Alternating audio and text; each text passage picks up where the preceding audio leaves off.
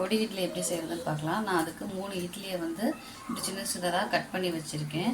நீங்கள் வந்து இட்லி அவிச்சிட்டு அதை ஒரு அரை மணி நேரம் ஆற வச்சிடலாம். நல்லா ஆறுனதுக்கப்புறம் நம்ம பொடி இட்லி செய்யலாம். இல்லைன்னா மினி இட்லி இருந்துச்சுனாலும் மினி இட்லியும் நம்ம பொடி இட்லி செய்யலாம். ஸோ அந்த மாதிரி கட் பண்ணி வச்சுருக்கேன்.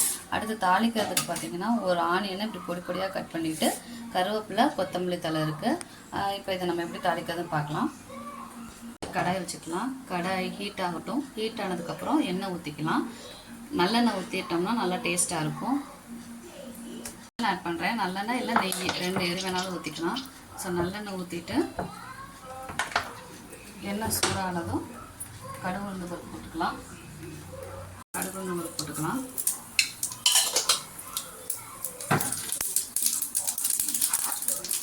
கடுகு உளுந்து பொரியுது. இப்போ ஆனியன் போட்டுக்கலாம்.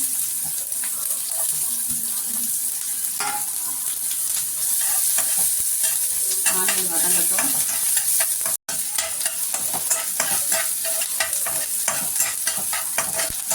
ஆனியன் வதங்கணும். சும்மா லேசாக, நிறைய போடக்கூடாது. ஆனால் பொடி இப்படிங்கிறதுனால சும்மா இத்தனோண்டு இஞ்சி பூண்டு பேஸ்ட் போட்டுக்கலாம். போட்டு அந்த பச்சை வாசம் வரையும் வணக்கி விட்டுக்கலாம். இப்போது கலருக்காக தான், லேசாக காரமும் கலரும் இருக்கிறதுக்காக லேசாக என்ன சேர்த்துருக்கேன்னா காஷ்மீரி சில்லி பவுடர்,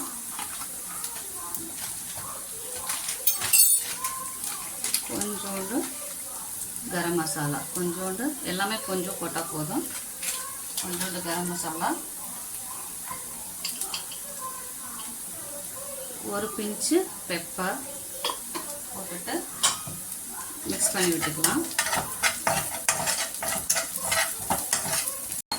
இந்த மசாலா போட்டுக்கல இதோட பச்சை வாசமும் போகட்டும்.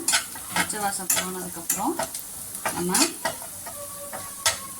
இட்லி ஆட் பண்ணிக்கலாம். இட்லி ஆட் பண்ணிவிட்டு மேலே என்ன பண்ண போகிறோன்னா இட்லி பொடி போட்டுவிடலாம். இப்போ நான் இது வீட்டில் அரைச்ச இட்லி பொடி. ஸோ அந்த வீட்டில் அரைச்ச இட்லி பொடியும் நம்ம டேஸ்ட்டுக்கு ஏற்ற மாதிரி போட்டுக்கலாம். போட்டு 3 ஸ்பூன் போட்டிருக்கேன். ஸோ வீட்டில் அரைச்ச இட்லி பொடிங்கிறதுனால காரம் கம்மியாக இருக்கும். ஸோ அதை நான் போட்டுட்டு இப்படி பரட்டி விட்டுக்கலாம். கருவேப்பிலை மறந்துட்டேன், அப்புறம் இப்போ ஆட் பண்ணிட்டேன். இப்போ நெக்ஸ்ட்டு இந்த மாதிரி மிக்ஸ் பண்ணிக்கணும். நல்லா மிக்ஸ் பண்ணிவிட்டு அந்த பவுடர் வந்து எல்லா இட்லி பீசஸோடையும் நல்லா மிக்ஸ் ஆகி வந்துட்டு பாருங்கள், எல்லாமே கலர் சேஞ்ச் ஆகிடுச்சு. எல்லா இட்லியோடையுமே கவர் ஆகிடுச்சு. ஸோ இப்போ நமக்கு ரெடி ஆகிடுச்சு. இப்போ நம்ம என்ன பண்ணோம்னா ஃபைனல் ஸ்டேஜாக அந்த கொத்தமல்லி தழையை தூவி